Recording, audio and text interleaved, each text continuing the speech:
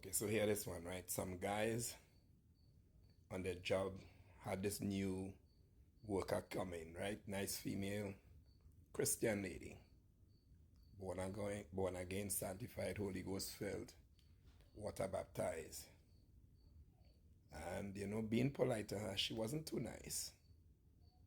But when they would make statements, she would tell them, greater is he that is in me than he that is in the world.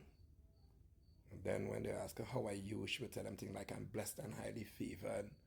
And she would keep making all these religious statements, to almost as if she's trying to verify or validate that she's a Christian.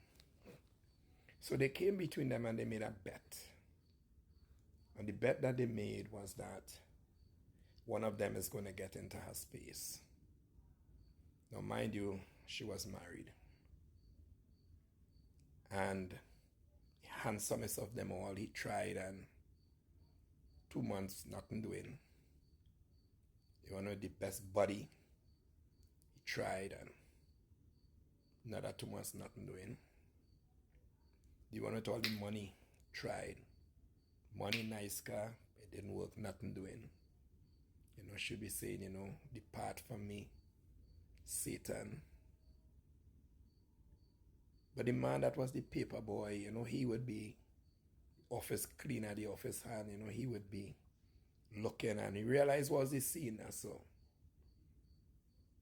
he asked them if he could take a shot at it. They say, all of us try, you could never get inside there. He said, but give me a chance. They tell him, all right. So then they made a bet on him, how fast he would out up, or definitely he can't get anywhere. But nevertheless, they realized that she would come and smile with him one morning, and another morning she would smile again. And he kept being friendly to her. And they would ask him, you get to first base? Yes, he said no. And he remained being friendly with her for 2 years. And then one day, they went out on a date. And after that, he went home with her. And when he went home with her to his home, and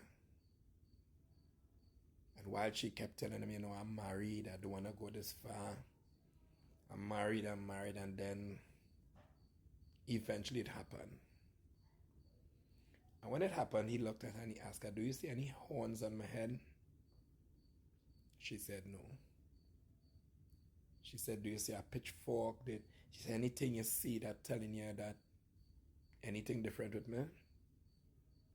She said no. So she asked him, what is your point?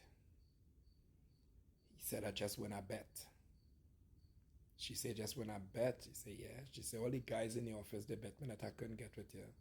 She said, so you lower me down to this and to that. And she started crying. She threw a tantrum and everything. I know what he told her. And this is what I want all to listen.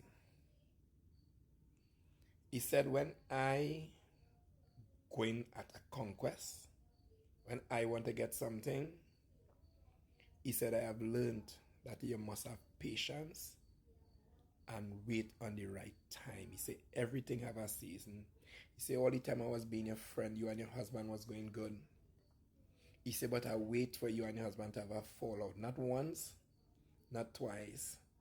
He said, but on the third fallout, I knew he was ready. You know why? Because I already win your trust. And she asked him, why me? He said, because my duty is to turn all you who say all you love God, to turn all your glory into shame. He said, so next time you're boasting about you love God and you're blessed and you're highly favored and what? He said, I go have an ex-friend waiting on the right time to get into that space and show you that is just timing. God have a time, he said, but I have a time.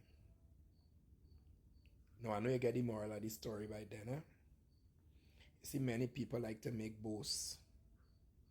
But I want to tell you, when you make a boast in God, you must get tested to see if you're worthy of that statement that you're making. So when you're boasting and saying how good you and God is, know and be ready to be tested.